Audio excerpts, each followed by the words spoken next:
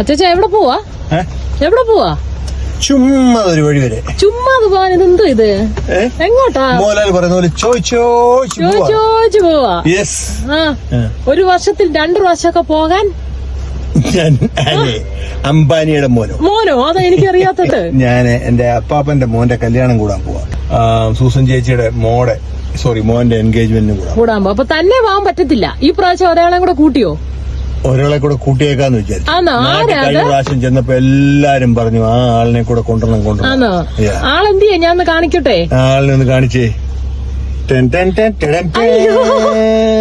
അപ്പൊ കൂട്ടെ എവിടെ പോവാ? ആരെ കാണാൻ പോവാ? ലിനു അമ്മ കാണാൻ പോവാ. അപ്പച്ചനെ അമ്മച്ചിയെ കാണണ്ടേ? അമ്മച്ചിയാൻ അപ്പച്ചൻ. ഓക്കെ, അപ്പൊ പോയിട്ട് വാ കേട്ടോ. അപ്പൊ അങ്ങനെ 10 ദിവസത്തേന് വീണ്ടും ഇന്ത്യക്കോ അല്ലേ?